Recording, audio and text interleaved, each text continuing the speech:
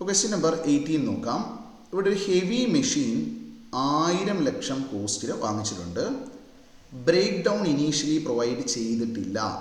അസറ്റിൻ്റെ break down initially കൊടുത്തിട്ടില്ല. മെഷീന് മൊത്തം 10 വർഷമാണ് യൂസ്ഫുൾ ലൈഫ് ഉള്ളത്.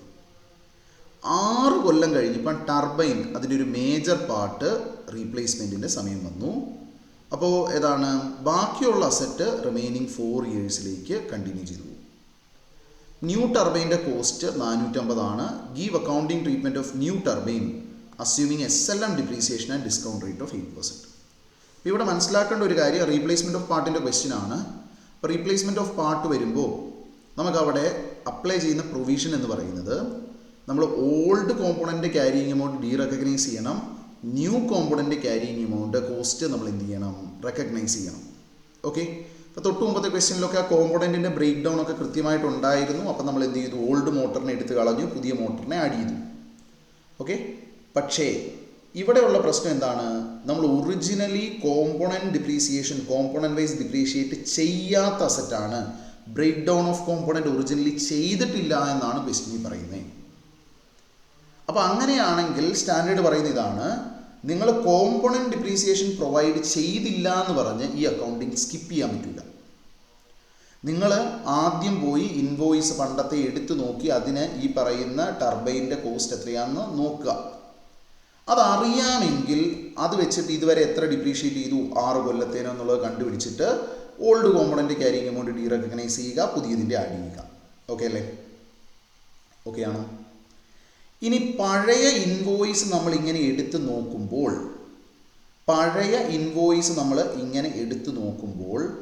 അവിടെ നിങ്ങൾക്ക് ഈ പറയുന്ന കോസ്റ്റ് എത്രയാണെന്ന് അറിയാൻ പറ്റുന്നില്ല. പഴയ ഇൻവോയ്സോ ഡീറ്റെയിലോ ഒന്നും പഴയ ബ്രേക്ക് ഡൗൺ ഒരു രീതിയിലും എടുക്കാൻ പറ്റുന്നില്ലെങ്കിൽ നിങ്ങൾ എന്ത് ചെയ്യണം, ഇപ്പം റീപ്ലേസ്മെൻറ്റ് വന്ന ഈ 450 അന്ന് വന്ന കോസ്റ്റിൻ്റെ ഒരു ഇൻഡിക്കേഷൻ ആണെന്ന് കൺസിഡർ ചെയ്ത് ഇതിൻ്റെ time value of money adjustment ചെയ്ത് ഇതിനെ ഡിസ്കൗണ്ട് ചെയ്ത് പഴയ വാല്യൂവിലേക്ക് അന്നത്തെ വാല്യൂവിലേക്ക് ഡിസ്കൗണ്ട് ബാക്ക് ചെയ്ത് അത് അതിൻ്റെ കോസ്റ്റായിട്ട് എടുക്കണം. ബാക്കി അതർ കോമ്പണൻസിൻ്റെ വാല്യൂ എടുത്ത് നമ്മൾ അക്കൗണ്ടിങ് ചെയ്യണം. അങ്ങനെ നമ്മൾ എന്ത് ചെയ്യണം, ഓൾഡ് കോമ്പോണൻ്റ് ക്യാരിയിങ് എമൗണ്ട് ഏതെങ്കിലും രീതിയിൽ എസ്റ്റിമേറ്റ് ചെയ്യണം. എന്നിട്ട് അതിനെ റെക്കഗ്നൈസ് ചെയ്യണം, പുതിയ കോമ്പോണൻറ്റിനെ ആഡ് ചെയ്യണം. സോ ആ ഒരു കോൺസെപ്റ്റാണ് ഇതിനകത്തുള്ളത്. അപ്പോൾ ആദ്യം ആ കോൺസെപ്റ്റ് നമുക്ക് മൊത്തത്തിലൊന്ന് എഴുതണം. ഓക്കെ, ക്വസ്റ്റ്യൻ നമ്പർ 18 ആണ്. അപ്പോൾ ആ ക്വസ്റ്റ്യൻ നമ്പർ 18 ആദ്യം കോൺസെപ്റ്റ് ഒന്ന് നമ്മൾ എഴുതുവാണ്. Okay, question number 18. As per AS 10,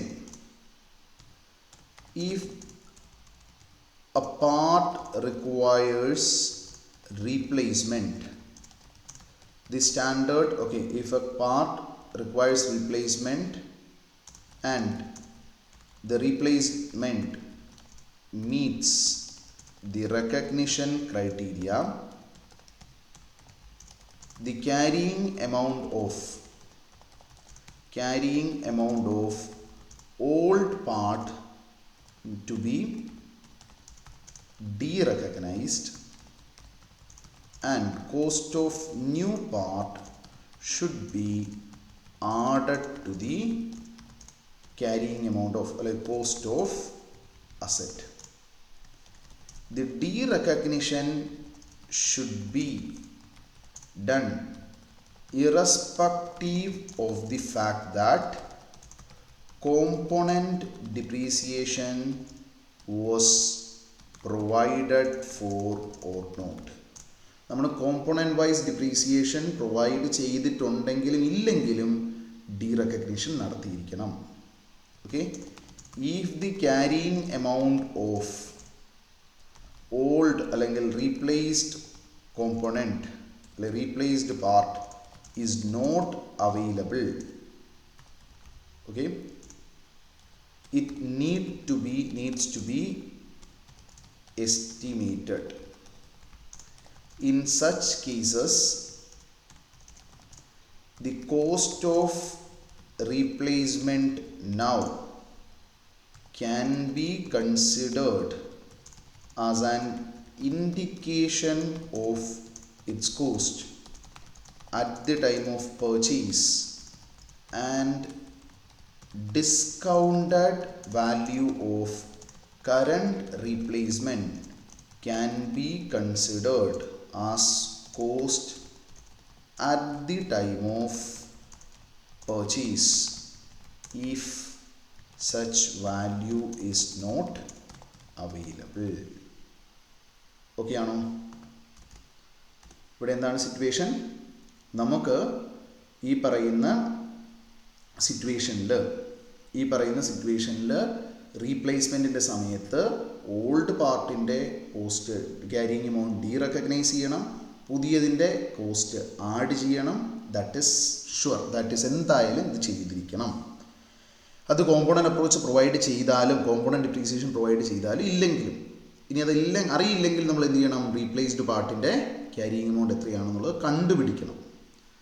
അപ്പോൾ നമുക്ക് അങ്ങനെ കണ്ടുപിടിക്കുന്ന കേസിൽ the cost of replacement now can be considered as an indication of its cost at the time of purchase and discounted value of current replacement can be considered as cost at the time of purchase if such value is not available. Okay അല്ലേ? Clear ആണോ? അപ്പോൾ ആ provision നമ്മളൊന്ന് എഴുതി. Okay അല്ലേ? അപ്പോൾ ഇതിനെ base ചെയ്തിട്ട് based on the above the accounting treatment will be as follows. അപ്പോൾ നമ്മൾ പെർട്ടിക്കുലേഴ്സ് നേരത്തെ പോലെ തന്നെ ഒരു ടേബിൾ പ്രിപ്പയർ ചെയ്യുകയാണ്. ടർബൈൻ, അതർ പാർട്സ് അല്ലെങ്കിൽ അതർ കോമ്പോണൻറ്റ്സ്, ടോട്ടൽ. ഇവിടെ നമുക്ക് തന്നിരിക്കുന്ന വാല്യൂസ് ഒക്കെ റുപ്പീസ് ഇൻ ലാക്സ് ആണ്. സോ നമ്മൾ ആ ഒരു സംഭവം കൂടി എഴുതാൻ വേണ്ടി പോവാണ്. Rupees in lakhs.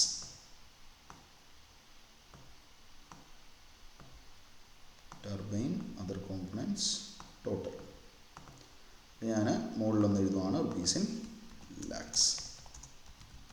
അല്ലെ 1000 lakhs എന്നൊക്കെ പറഞ്ഞല്ലേ തന്നിരുന്നത്? യെസ്, ലാക്സ്. അപ്പോൾ നമ്മൾ കോസ്റ്റ് ഓഫ് അസറ്റിൽ നിന്ന് തുടങ്ങുവാണ്. മൊത്തം 1000 ആണ് കോസ്റ്റ് ഓഫ് അസറ്റ്. അതിൽ നിന്ന് ടർബൈൻ്റെ വാല്യൂ അറിയില്ല, പക്ഷേ ടർബൈനിന് 450 ഇപ്പം കോസ്റ്റ് വന്നേക്കുന്നത്. ഈ 450ൻ്റെ ഡിസ്കൗണ്ടഡ് വാല്യൂ 6 കൊല്ലം കഴിഞ്ഞപ്പോഴാണ് റീപ്ലേസ്മെൻറ്റ് വരുന്നത്. അപ്പോൾ 6 കൊല്ലം മുമ്പുള്ള വാല്യൂ എന്താണെന്ന് ഡിസ്കൗണ്ടഡ് വാല്യൂ എടുക്കുവാണ്. സോ 1 / 1.08, 8% ആണ് discount rate. Equal to 0.6302. Okay, 0.6302 നമ്മൾ ടർബൈൻ്റെ വാല്യൂവിന് വേണ്ടി എടുക്കുവാണ്. ഇൻറ്റു 450 നമുക്ക് 283.58 ആണ് വാല്യൂ വരിക. ടോട്ടൽ 1000ൽ നിന്ന് ഇത് പോയാൽ 716.42 ആണ് നമ്മളുടെ അതർ കോമ്പണൻസിൻ്റെ കോസ്റ്റ് ഉള്ളത്. ഇതിൽ നിന്ന് ലെസ് ഡിപ്രീസിയേഷൻ ഫോർ 6 years. ഓക്കെ, depreciation for 6 years cost A എന്നെടുത്തു. സോ എ ഇൻറ്റു 6/10 ആയിരിക്കും. അപ്പോൾ എത്ര വരും?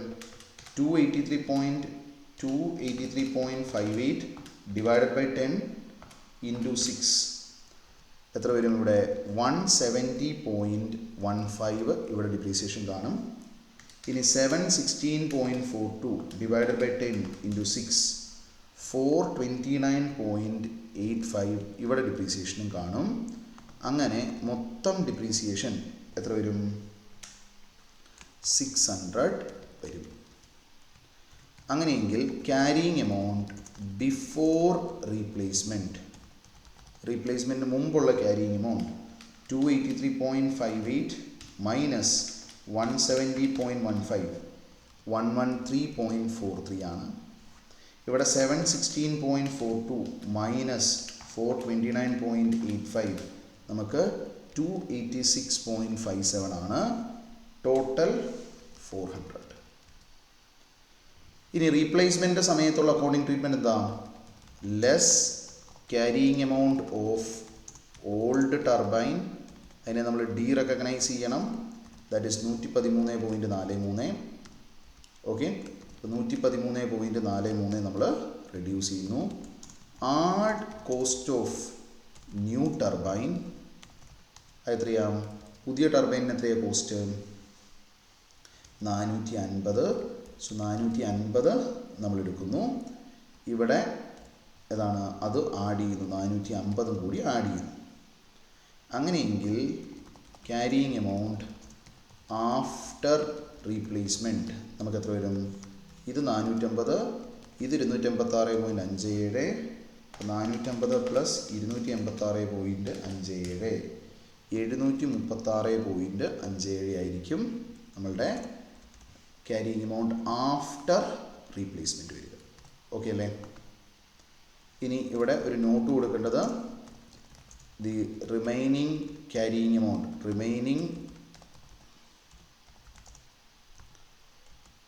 the turbine and other components will be depreciated over the remaining life of 4 years. Even if 4 years, even if the turbine's useful life is more than 4 years. More than the useful life of asset, it will be restricted to the asset's useful life. ഓക്കെ ആണോ? ഒരു component useful life ഏതാണ്? അസറ്റിൻ്റെ മൊത്തം useful ലൈഫിനേക്കാളും more than the remaining useful life of asset ആണെങ്കിൽ ഈ replacement ഒക്കെ കഴിഞ്ഞ് വരുമ്പോൾ എന്ത് ചെയ്യും? നമ്മൾ ആ ഒരു കോമ്പോണൻ്റ് യൂസ്ഫുൾ ലൈഫിനെ അസറ്റിൻ്റെ യൂസ്ഫുൾ ലൈഫിലേക്ക് റെസ്ട്രിക്റ്റ് ചെയ്യും. ഓക്കെ, ഇനി റെസ്ട്രിക്റ്റ് ചെയ്തിട്ട് ആ ഒരു പീരീഡ് കഴിഞ്ഞ് കഴിയുമ്പോൾ 4 കൊല്ലം കഴിയുമ്പോൾ ആ ടർബൈൻ എത്ര വാല്യൂ ഉണ്ടാവും? അത് റെസിജ്വൽ വാല്യൂവിൽ അത്രയും കൺസിഡർ ചെയ്തിട്ട് നമ്മൾ എന്ത് ചെയ്യും? അതിൻ്റെ അഡ്ജസ്റ്റ്മെൻറ്റ് വരുത്തും. അല്ലാതെ ഏതാണ് അസറ്റിനേക്കാൾ കൂടിയ യൂസ്ഫുൾ ലൈഫ് ഒരു കോമ്പോണൻ്റ് ഉപയോഗിക്കാനായിട്ട് പറ്റില്ല. ഓക്കെ ആണോ? അസറ്റിനേക്കാൾ കൂടിയൊരു യൂസ്ഫുൾ ലൈഫ് കോമ്പോണൻറ്റിന് ഉപയോഗിക്കാൻ വേണ്ടി പറ്റില്ല. ക്ലിയർ ആണോ?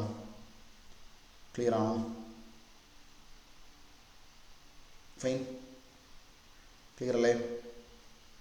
ഇതാണ് നമുക്ക് ക്വസ്റ്റ്യൻ നമ്പർ 18 ചെയ്യാനായിട്ടുള്ളത്. ഓക്കെ ആണോ? ക്വസ്റ്റ്യൻ നമ്പർ 19ഉം 20ഉം നിങ്ങൾ അസൈൻമെൻ്റ് ആയിട്ടൊന്ന് ചെയ്യുക. ക്വസ്റ്റ്യൻ നമ്പർ 19, 20, 21 അസൈൻമെൻ്റ് ആയിട്ടൊന്ന് ചെയ്യുക. ഓക്കെ, ഞാൻ ആ ക്വസ്റ്റ്യൻസ് എന്ത് ചെയ്യാം? നിങ്ങൾക്ക് ആൻസർ ഇതും കൂടി ചേർത്ത് ഏതിലേക്ക് ഇടാം? നിങ്ങളുടെ നോട്ടിലേക്ക് ഇടാം. ഓക്കെ അല്ലേ? ക്വസ്റ്റ്യൻ നമ്പർ 19, 20, 21 നിങ്ങൾ അസൈൻമെൻ്റ് ആയിട്ട് ചെയ്യുക.